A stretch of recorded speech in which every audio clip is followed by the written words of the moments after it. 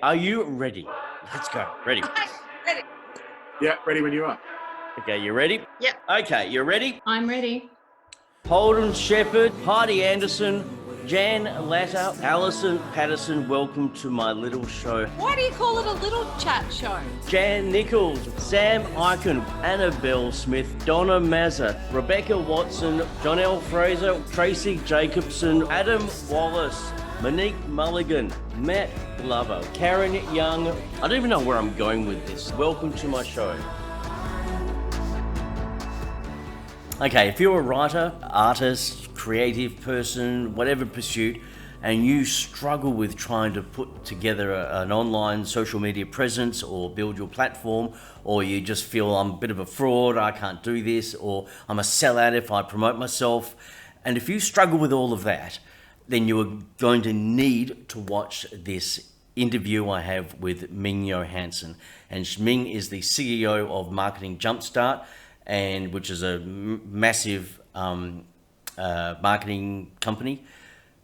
But what is the difference about Ming is that she's the mother of unicorns, okay? And that's the kind of person that Ming is. You're going to love her. She's got so much to say and so many home truths that we all need to hear. If you want to actually be successful in what you're doing and actually want to make a living out of being creative, you need to watch this. Pour a cup of coffee, glass of wine, take the dog for a walk, put your earpods in, whatever you do. And don't forget, like, share this video or thing on YouTube.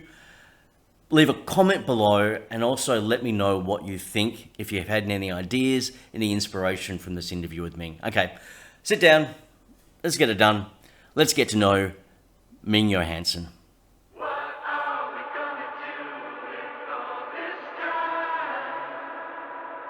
Ming Johanson, thank you so much for coming on my show. How are you going? I need a nap. I started very early this morning and I haven't had caffeine. I've literally got a coffee in front of me now. So I'm slowly You know what? You can that. actually have a nap at any time of the day, I've discovered, because sometimes I have a nap at around 11 o'clock. Benefits of being an adult, right? And you can call it a nappuccino if you want. You can have a nappuccino after this interview because you have your little coffee, and then then you can have a little lay down. And by the time the coffee kicks in, you're ready to up and at 'em. Quick kick. Yep. Just stay with me for more life advice. Yeah. Now, Ming, you are a social media business expert, all that sort of stuff. That's why I wanted you on the show. And what you do is just extraordinary. I love your whole persona, your whole vibe, your ethos, and then the fact that you're a mother of unicorns. We'll talk about that a little bit later. But firstly, I want to talk about the idea of the creative, the artist, the writer, the whatever, the person who is a creative person that they think they need to starve for their living. Why is that? Why do we do that? And why is it not beneficial? I think there is a culture that exists within creatives, especially around the romance of the struggle and the romance of, you have to be the battler, the little Aussie battler, in order for anybody to take notice of you or give you any credibility or not attack you for your success. And one of the things that I think exists quite a lot is we don't revel in success, especially for artists. Is that the tall poppy syndrome coming in?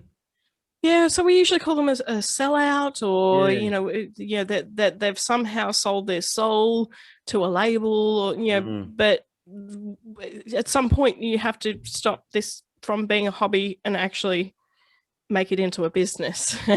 and I think there is a resistance to owning that. They would rather be a starving artist, but not a hobbyist. But if you're not making any money from it, then it's a hobby. Good definition, yes. It's not even a side hustle, it's just a hobby. Yeah. And then there's this constant battle with, the rest of your family, community, friends, whoever, who just want you to succeed. Right. And you're going, you don't understand me. I'm an artist. You don't understand. I'm a creative. And it's like, no, it's not that. You can be creative and successful. And Is there a Really certain can. element of that you lose authenticity if you are successful, but the struggling artist is still really authentic, true to their cause? Is there an element of that? So I like the idea of Buddhist non-attachment to identity.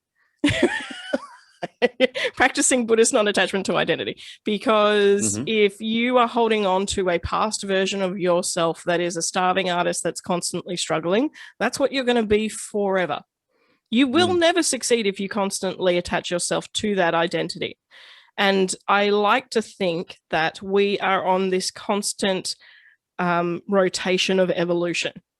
So our brands, my brand, everybody's brand, whatever it might be, artists, creatives, business owners alike, all have this challenge where they hold on to an identity because they believe it's the authentic one. And the reality is the authentic you is the version of you that shows up today. Oh, And I love it. Always going to be different. You're always going to be different every single day because you're consuming different knowledge, you're interacting with different people. You are always going to be an evolved version of yourself the next day. When you show up. So, Yep. So, we have a tendency to look back to the time that, with our rose-colored glasses, the time that we think we were the most successful. And the reality is every day is a little bit more successful than the one before. Yeah, I can. Depending on how you define success. I can totally vouch for that. It's that the evolving nature of who you are, and that showing up, I think, is one of the important things every day. Showing up and seeing what's there and learning from that, and then as opposed to going, well, I'm actually meant to be this, I shouldn't be doing that sort of thing, and just being curious and seeing where it leads. So that's a really good segue, actually, because some of the things that we do in everybody in business, but creatives, I find it happens and exists the most, is there's certain language phrases that they have in their language that creates tension. And we actually build these tensions really early in our youth. And it's language around have to, got to, must, should. I have to do this. I've got to do this. I must do this. I should do this. And all of those phrases are geared around pressure. They're designed to put you under pressure. So, when you're young, you're told a lie and it's a lie because you're like, well, if you do really good at school, then you'll get a good job. Yeah, really. And then the economy happens and COVID happens and the life happens and it becomes not true. Yes. Yeah. And that's so the key is not to remove those words, but to swap them. So if you change have to, got to I choose to, I want to, I'm interested in, I desire, then that changes the whole nature of that sentence.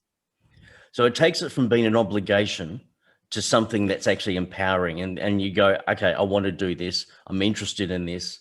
And that's then it's a choice. Yeah. I mean, I suppose it's a simple, I'm going to use a simple analogy. I would go, oh, I've got to update my website. Well, hello. So therefore I'm making it seem like an obligation. It's a drag. It's boring. However, when I update my website, it's going to attract new people. It's going to look fantastic, and it's going to reflect a little bit more about me. It's going to be tighter, cleaner. So it's all the positive. So why don't I go, hey, I'm looking forward to updating my website. Yeah. I can't wait till my new website is fully formed. Yeah. Yes. Right. And then that gives you something to look forward to, right? Yeah. The finish point, the end point where it's fully formed, it's a fully formed evolved Pokemon. Pokemon. Anyway. So I was going to say, so that leads us into a lot of artists really struggle with self-promotion. They really struggle with the idea of, they think it's big noting themselves if they have their website, have their social media presence, have all that platform going strong and confidently. A lot of people just go, I feel really awkward about that. What do you say to those people? So first of all, I want to say that other people's experience of your social media is not the same experience that you're having. Just because you see all of your social media every single day because you're the one creating and planning and scheduling and posting, nobody else is seeing it to that volume because they've got 297 other people posting on the internet simultaneously 6 or 7 times, sharing memes and other irrelevant stuff. So there's a lot of noise on the internet, and in order to get cut through on the internet, especially Facebook, which is one of the hardest platforms to get cut through on, you need to post 2 to 6 times a day. Oh, really? And most artists are horrified when they hear that, because they're like, I can't even come up with one post. So we have trained and implemented this for the last 10 years that I've been in business, which is around a values framework. So if you figure out what your values are in your own business, brand, personality, then in that is the stories that go with those different values. So for me, one of my strongest values is knowledge seeking. So I love knowledge. I love learning new things. I love learning weird things, even things that aren't related to my business. So like woodworking or metalworking or welding. I'm probably one of the few people that I know that welds. So, for shits and giggles. I know a couple of people that weld, but not many. Yeah. So, and I know how to use a lathe, and I love all of those maker creator kind of things that actually disconnect me from the internet, ironically. So, but it's getting that, it's sitting down with yourself and working out what your values are. Is that similar to working out your why? I know that sounds like advertising wank bullshit, but your why do you do what you do, and where does that come from? Because then that can help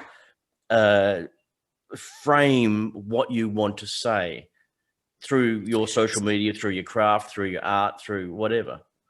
So I think when there is a disconnect to purpose, because I kind of want to just touch on that for a minute. Purpose is another one. Yeah, true. Yeah. So the why is the purpose, essentially. Why are you doing it all? What's the purpose of it? What's the point? Apart from creating cool stuff, why? I think one of the things that we have a disconnect with purpose and why and values and all of that is that when we look to organizations that we don't like and we don't love, and we hear them professing all of these values that are not aligned with what they actually practice. I've worked in many organizations that are like that, have their little posters up on the wall of all their mission statement and core values, and you're going, we've all been there. Right. And the thing is I always, I'm always looking for the businesses that practice what they preach. I'm always looking. Authenticity? Is that the genuineness that comes back in? Well, I care about people at least striving for what their values are on the wall. That it's not just a piece that, some coach went into the business and said, these are your values. And then they stuck it on the wall in hopes that it would inspire all the staff and employees, but then they never talked about it again past that. They did an education piece in the business. Or they give you the mouse. They spent a lot of money. They give you the mouse. They spent a lot of, or background on your computer screen, right? So we've all been there. We've all worked in those workplaces. And the reality is it's not spoken about. It's not. And even when I was working in other businesses that weren't my own, I was very passionate about the company's values. And every time I ever left a job was the moment the values misaligned. Wow. So it's actually extraordinarily important to me. And I think it's unconsciously or consciously important to a lot of people. So how do you find your values? How do you identify them? How I do that is I usually suggest to people to look to the leaders that they look up to, people that they've actually worked with, people that not, the aspirational, because you can have aspirational people and then they make a mistake or do something horrible. And then you're like, oh, okay, I guess that's my leader. It's better to, and everybody's flawed, but it's better to look at the people who you looked up to and what is it, the aspects and the elements that made them a leader in your eyes, because you're usually looking at a reflection of yourself. Yes, because that's the alternative. So the alternative, that if you struggle with that, is to look to the people that you did not enjoy working with, that were not leaders, that were the worst people on the planet, and think of all the reasons why. And then your value misalignment is usually the opposite to their action. Right. So just write down a list of all the qualities or the values that you think that other Yeah. person that you didn't like, and then what's the opposite of that? And you go, aha. And then you go, okay, well, what other people are out there that do align with these values? Because obviously it's I know that when you do work out what your values are, and then it almost gives you a little bit of head of steam, a little bit of power within yourself, that motivation, that drive to actually be more confident, to not have that starving artist feeling, because there's that level of I'm doing this for these reasons here, as opposed to I'm just trying to do it for adulation. You know what I mean? Yeah. Yeah. Yeah, and there's nothing wrong with adulation as well. Again, dependent on where your values align with in that, or whoever's watching this. So, like, I think the other thing with the value alignment is you can also then decide who is and isn't your best client. Right. Now, this also gets to the point that I was going to talk about later, but let's get to it now, which is the confidence to say, because in business or an artist, whatever, you always feel like you need to say yes to everything. And that's because it's coming from a sense of lack, a lack of money, a lack of acknowledgement or whatever, and you feel desperate that you need to take everything on board. You have got to the point where you quite confidently go, you do not align with my values. I don't want your work. We came to that quite early. Did you? Actually? Yeah. So I've been in business for 10 years. So probably 2 years in, when I had some semblance of an idea of what I was doing, the reality was there were people that genuinely were not in any way aligned with my values. And I can't sell someone if I don't believe in them. And I can't market someone if I don't believe in them.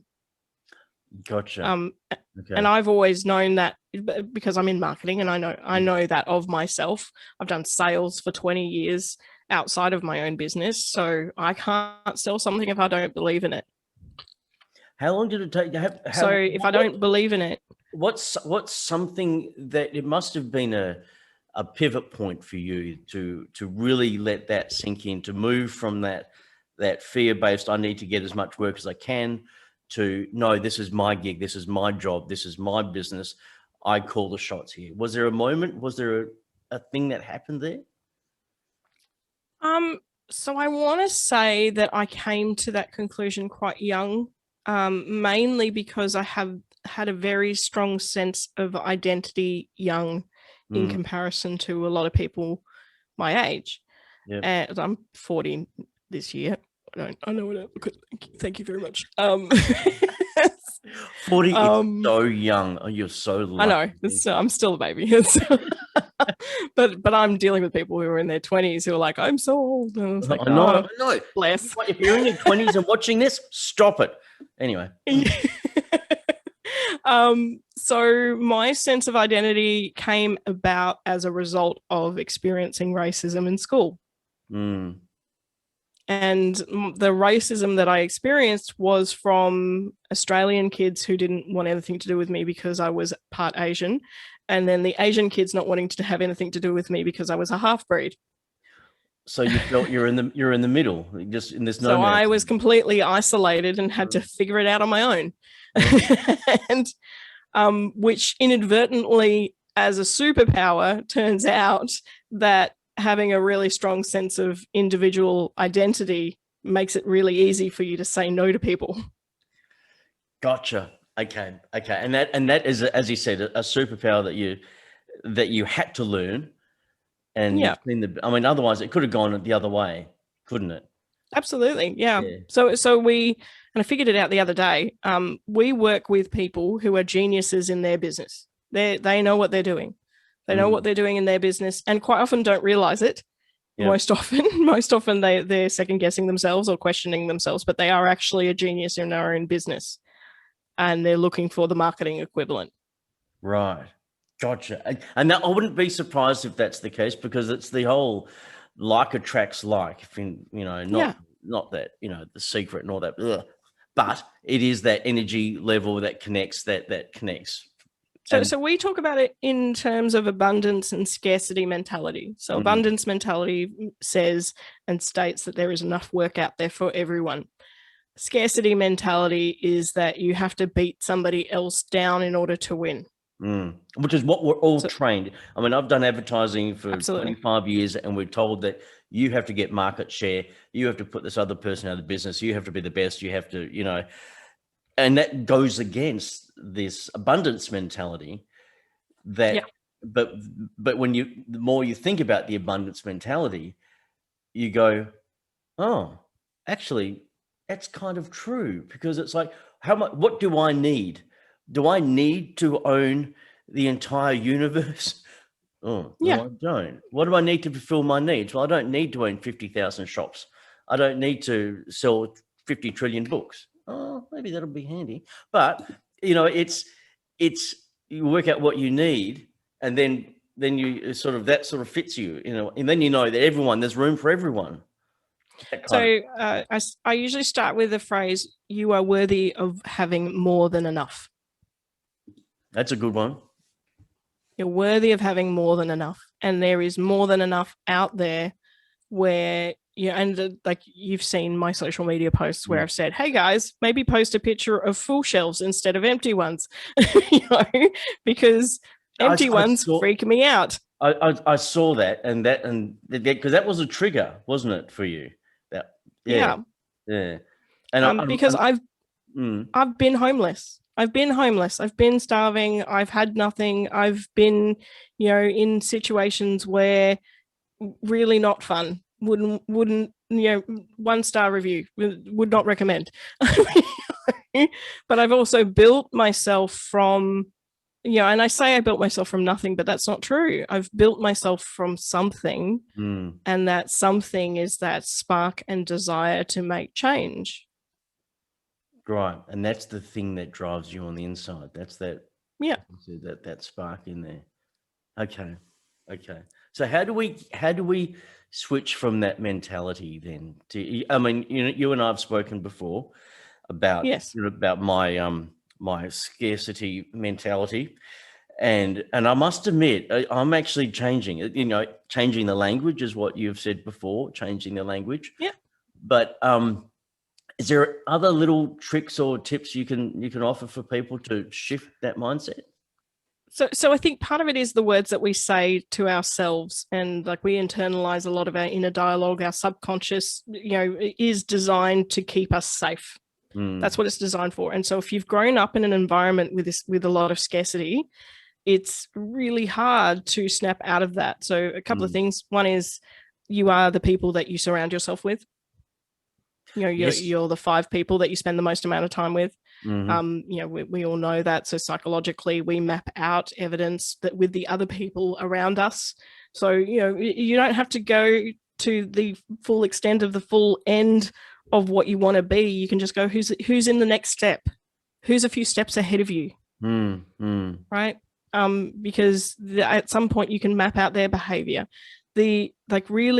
Our brains are malleable, so they can be rewired and reprogrammed. They're fascinating and brilliant.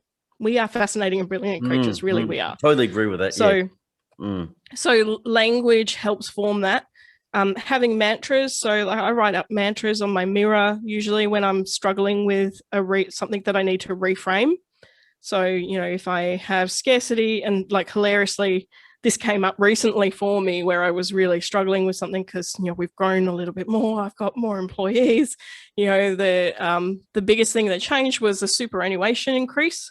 Oh, yes, there was 0.5, 1% or something. Yeah. And it's going to continue to increase for the next 5 years, I think. And that causes me stress because I'm unprepared and I'm feeling like I'm being punished for growing a business. So, that's in my head and in my body. I feel all of that, and it's awful. I hate it. So how did you reframe it? A lot of it is around surrounding myself with the abundance that I have and reminding myself how much abundance I've already got. Yep. So like I've got, you see the pictures behind me are all like got little bits of gold. I've got a gold microphone. So all of this is unconscious most of the time until somebody points it out and goes, oh, hey, cool microphone. Like I've got a little jar of gold flecks on my table as well. So, you know. Yep. You can always just put your rates up by $5 an hour to cover the increase in I could. I really struggle with that. I'll tell you a little story, just a quick one. I was with one of the sales reps at the radio station I worked at, and they'd gone off to this restaurant, and they were trying to sell them an advertising package. And on face value, you're going to spend, you know, X amount of dollars a month, and the owner of the business is going, okay, well, what am I going to get for that? And then he couldn't work it out of the point of actually the advertising until he had a bit of a light bulb moment. He goes, I'll just put the price of the fish of the day up by $2 and that'll cover the advertising. And the rep went, yep, that's exactly what you can do. Sign here. Yeah. You know, and it was just, and I'd never thought of doing that either, but you know, whether that's I will say as a business owner, it's probably one of my biggest challenges is knowing what to price myself. I think for a lot of people, that's right. Yeah. So usually my trick is I ask my clients what their budget is. What's your budget? I'll work to that. but it's, yeah. Okay. Yeah. Okay. I suppose we've talked about the courage to say no to things. Yes. We've touched on that, because I think that's one of the biggest things, because I found running my advertising business, I just took on everything and everybody, and I hated some of the projects. Some of the clients were just dicks, and it's like, and you just feel awful at the end of the day that you haven't filled your cup with what you're doing. And because it's your own business, you want to feel good about what you're doing. You want to end the day going, I've actually made a difference. I've helped someone. I've done something rewarding. And when you've loaded your business up with all these obligations and people that may not have the same alignment with you, you just feel drained. And so I think it's important. Yeah, like I have very deliberate and intentional barriers to entry that might not seem like barriers, certainly not to you, where things like the title of Mother of Unicorns, right? Like, for you, that was like a shiny beacon. But for certain people that are not my client fit, they are like, oh no, she's not serious. But you meet me and you talk to me for 5 minutes, you realize I'm actually very knowledgeable. Exactly. Right. So that's a subtle barrier where you don't actually have to say no. It does it for you. They self-select, which is great. You know, I have brightly colored hair, usually almost always all of the time. And again, the same thing is like I had a complete stranger walk past me in the street and tell me to get a real job. And you didn't even know what I did. And did you turn around and go, yes, thank you. That's what I wanted to achieve. I was like, I'm sorry, no, I'm busy building an empire. Yeah. But that's kind of get a real job. Well, if they're sitting there in the 9-to-5 job and they think that's a real job, well, then they can have it. Yeah. How dare I show personality? Outrageous. And to think that you're such a demand for your knowledge. I mean, I know you're a regular contributor on 6PR, which is a radio station in Perth. And, you know, you don't get one of those spots lightly just by going, oh, no, a little bit. It's the expert knowledge that you've got. And this is where it comes back into you're wanting to share that knowledge. Yes. You want to seek the knowledge and then share it. And I think that's the excellent representation of. So obviously when you do those things, you feel good about that. You go, I have contributed. Yeah, I think it's really fascinating because I didn't really understand the value of the media until I was in it. And I had it in my head for quite a long time, really, that the media was out to get everyone somehow. Yeah. And the reality is they're looking for experts and they're looking for somebody reliable to talk to about technology or social media or whatever it is. And because I quite enjoy talking a lot. It's quite easy for me to talk about the I. thing that I'm an expert at.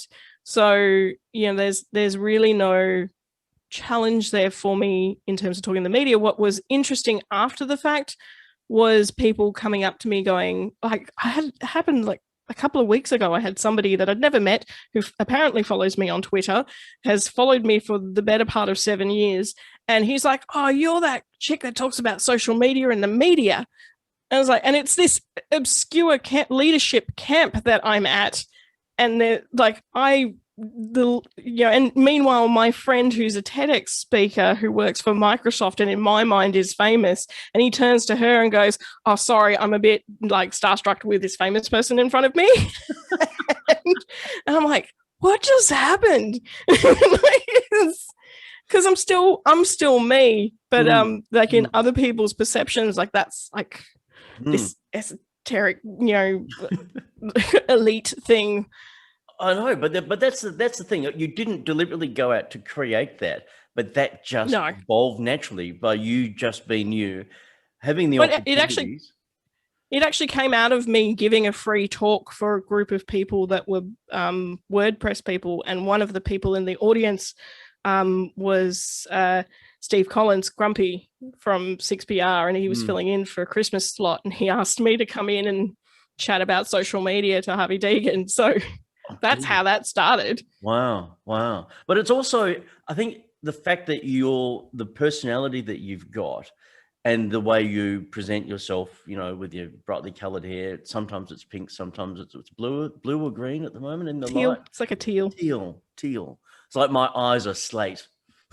They're not gray, they're slate. And it's the way, it's that inner confidence, I think, that you were talking about before, to just be yourself and present yourself the way you want to. And then that will attract the opportunities and the people and everything to you. Whereas I know there's a lot of other people that take a long time to get to that level of comfortability. And I think it's far easier to be yourself than to wear a mask and be something else. I can't. It actually exhausts me to think about how much energy goes into wearing a mask for people. I'm just going to sit with that for a moment. Everybody, if you just want to make a coffee or something, like if you're wearing a mask every day and pretending to be something that you're not, because you think but really it's a safety mechanism, right? To protect yourself from people really getting to know you. Because of what if they really get to know you and don't like you? And that's the little squirrels in our head running around going, oh my God, but if they don't like the real me. Fear of judgment and rejection, which is all artists and creators and writers and all that. That's what we fear, because we feel it's our core selves that we're putting out there into the world that can be judged. And here's a phrase that'll help. And I think I've given this one to you in the past as well, which is how interesting. But that brings it back. I heard a podcast with Tim Ferriss ages ago, and I can't remember who was interviewing, but it was something similar. He was saying, treat everything like an experiment with curiosity, and always just go, how interesting. I mean, I'm going to create a new piece of work. I'm going to put it out there, see what happens, and I'm going to be curious about it, as opposed to go and sit myself in a warm bath with the razor blades if no one likes it, or if I don't get any likes on Facebook or anything like that. And I know exactly what that's like. I will put something up on Facebook, Ming, and I will sit there and I'll watch, see how many likes it gets. If it doesn't get any likes, and I'll take that literally personally. And I have to stop and go, Josh, walk away. And I come back and lots of likes. So my how interesting voice actually goes towards that. When my brain goes into whatever it's doing, in the 7 squirrels running around going, and my response to anything unhelpful, unsupportive, the scare, fear, anxiety, PTSD, whatever the voices are that are in my head. Well, there's 2 things I do. One is I change them to the voice of Kermit the Frog. Can't take that seriously ever. Is the second thing I do, Rainbow Connection at the same time. Sometimes, yeah. But the second thing I do is I always add on top of the noise of all of those voices in my head to say, how interesting that that has come up. How interesting that this is a challenge for me. How interesting that I have something new to overcome. And that puts the bit of distance, that lightens it up and puts a distance between, because sometimes the thoughts that you go, they are so consuming, and it just by, I suppose, I'm just guessing here, by saying how interesting puts the observer back in. So there's a gap between the intensity of that. And now this is segueing beautifully into the mental health side of things, because you're an ambassador for Are You OK Day. I am. And so that, and we know the prevalence of depression and anxiety is so big at the moment, or it has been for a long time, but even more so after COVID. But I think we all have those thoughts to a certain degree, whether they're consuming more for others than other people.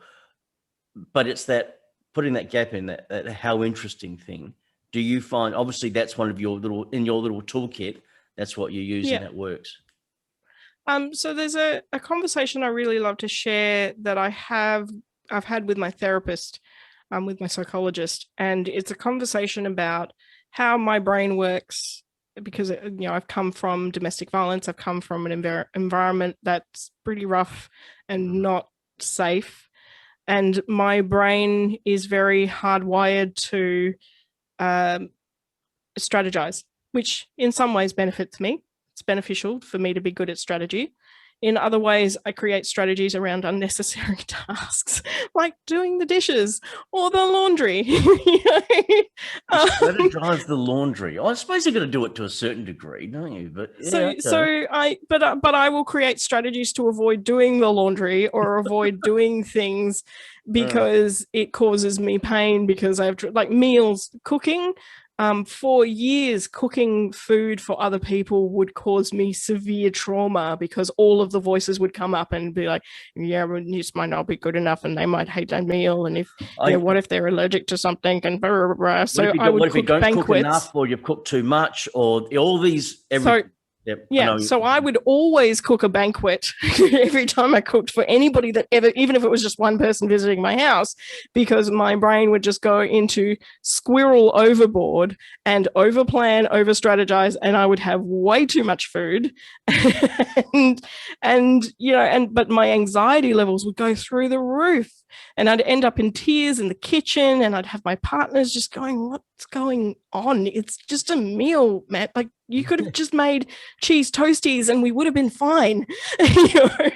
Here I am making this elaborate banquet. Yeah, I know. What I do, my theory is just don't invite them over.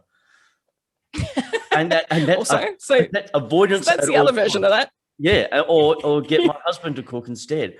It's just the as you said, all these little voices come up and with all these scenarios that won't happen and that don't exist, but they are real in your head. So your strategy then is to have the other strategy is to just, how interesting. So the conversation with my psychologist was around, it's okay that you've built a concrete silver city around these strategies and you know those footpaths so well and they have worked for you. However, there is a point in time as you grow older that becomes unhelpful, because cooking a banquet for your friends every time they come over is maybe not the best use of your time, and you're going to get more anxious and more upset every time you do it. So there is another path over here. It's the path less traveled. There's lots of weeds and grass over it. Probably need to go in there with a bit of a weed whacker, but but it's a path. It's an option. You can always go back to the Silver City at any time.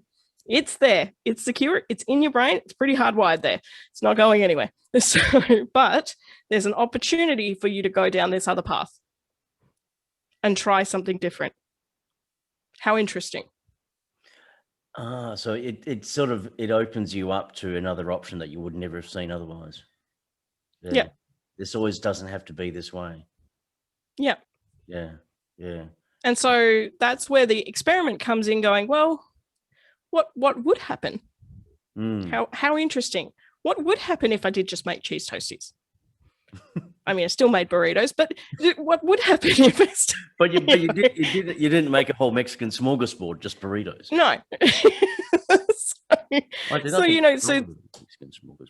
So taking baby steps in that, and then reinforcing evidence that you are safe, that this is okay, that it's not the end of the world. And the same thing when we are starting to reveal parts of our identity, especially online, right?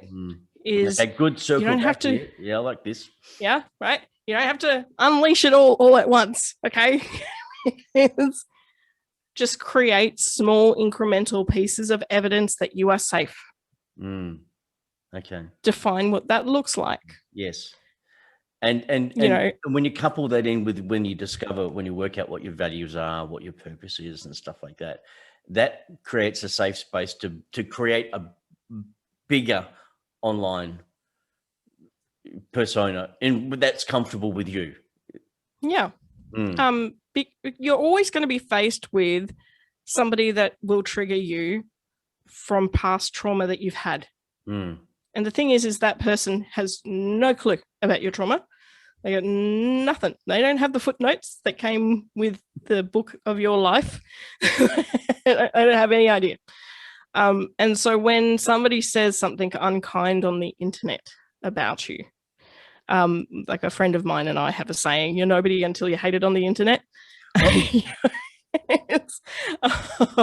But the reality is, if somebody says something unkind, I have 3 questions, and I teach this to kids in schools as well.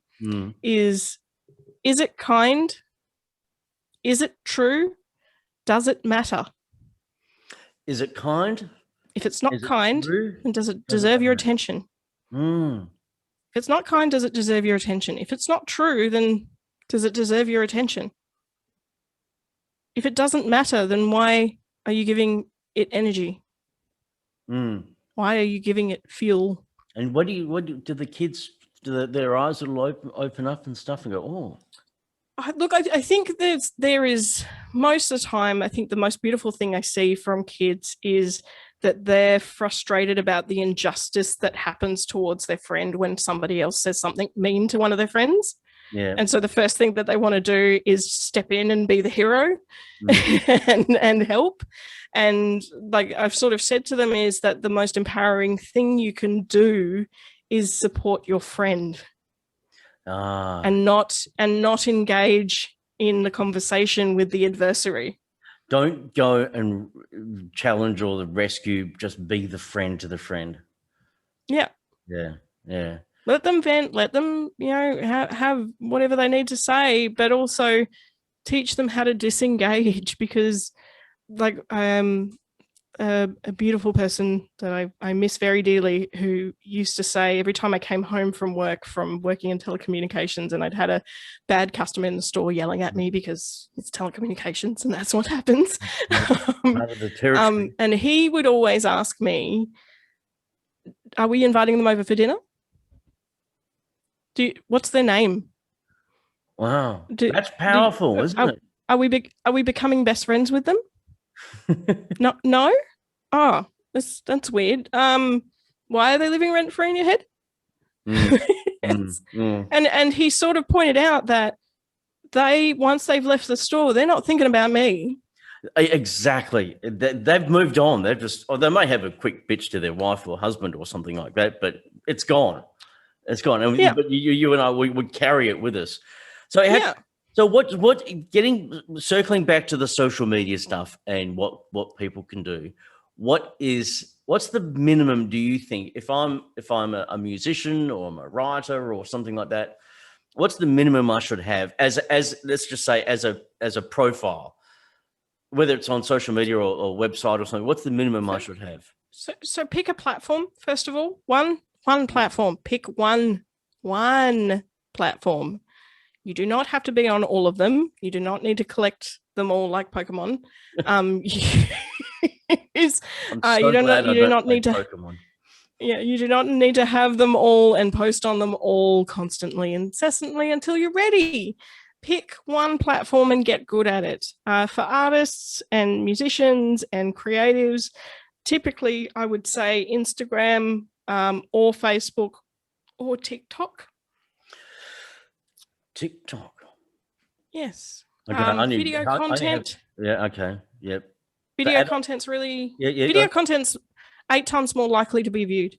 Yep. Okay. And I suppose it's I hesitate only with TikTok only because of kids. My other side of the stuff is kids. Really, Yeah. TikTok stuff's brainless, but for adults, it can actually be quite beneficial. Yeah, absolutely. It's not all nonsensical stuff. No, I mean, mind you, I did watch a whole series of recipes on how to cook tortellini, and I was there for about 2 hours, and there's a great guy who he shares videos of him cooking recipes from the 1920s, and like there's one that's like a potato cake, and he's like, this shouldn't work, this shouldn't taste good, I don't understand why.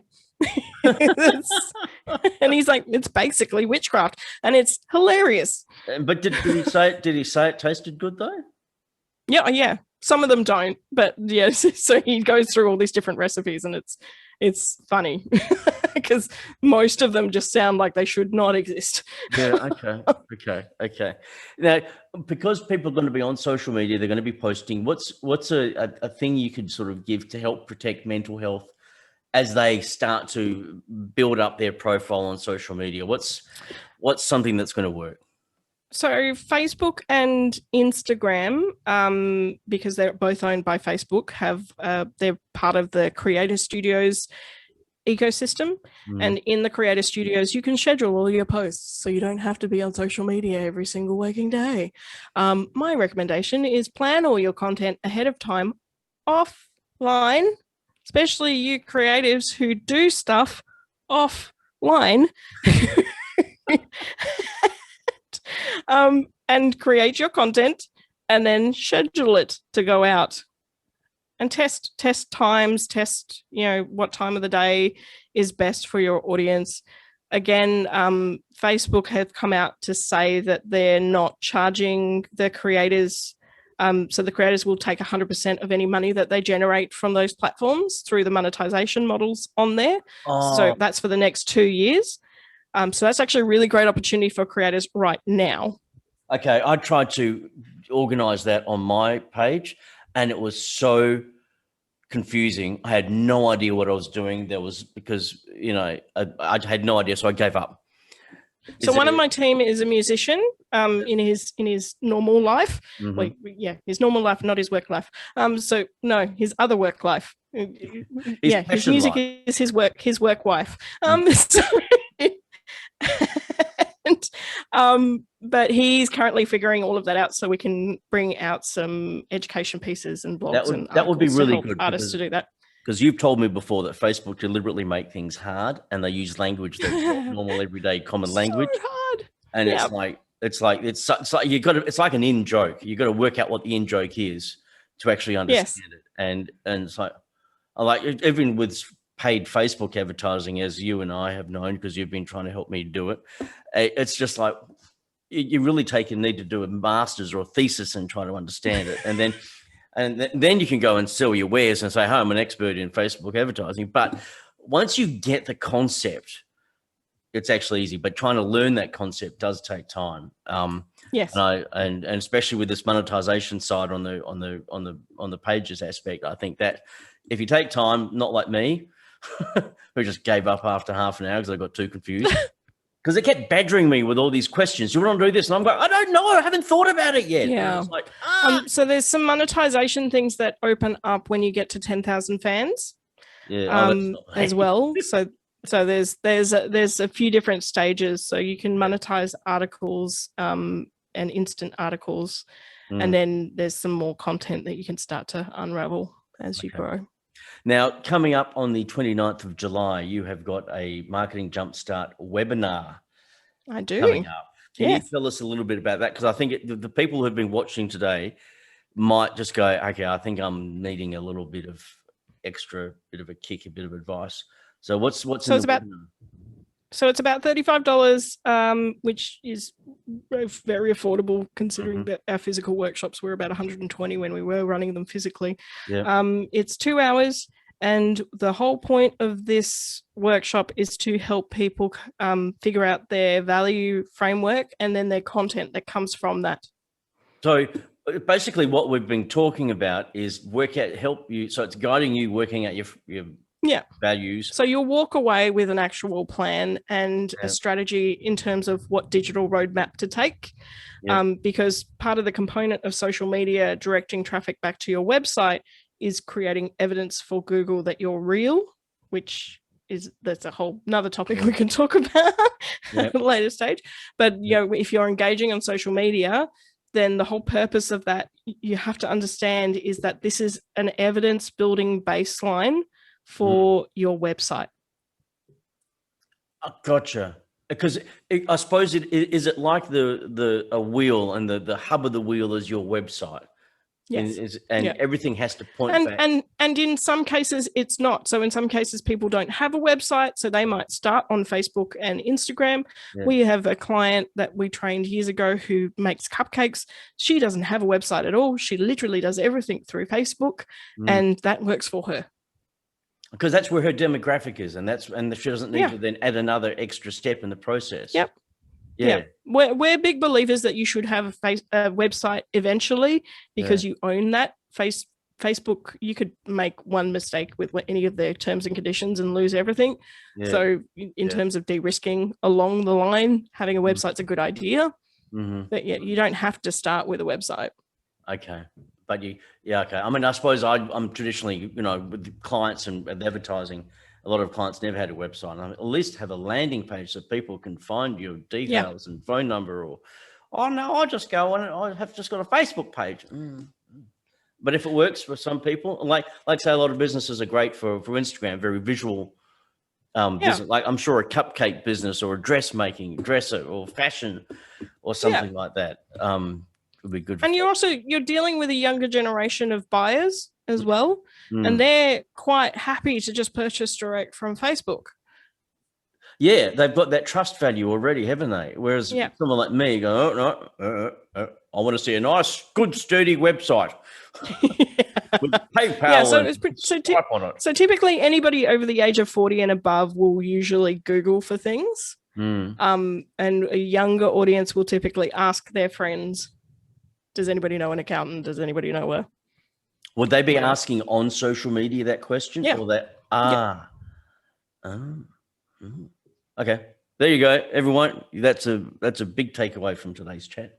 Ming, what lights you up? I really love nature. I love it. I can't get enough of it. I have a beautiful property out in Beverley, Western Australia, which I often visit to go and disconnect and go hug a few trees and just chill out in nature and disconnect. So spending time in nature and spending time with my loved ones, because my time is my most valuable commodity, because it's the only thing that's non-renewable. So spending it with people that I love and care about, and things that I love, that's what lights me up and recharges me. I like that. Do you have is there a house on the property, or do you have a tent or something? Yeah, I have a couple of cabins that I've had built, which are cute little cabins. I love that. But it's just it's that nature thing. It's the amount of people that say that it's trees, it's nature or something. It's quite impressive. It says a lot about us and as a society. Ming Johanson, thank you so much for being on my show, and I'll put the details of the Marketing Jumpstart course or webinar at the bottom underneath here. So thank you, Ming. Perfect. Thanks, honey.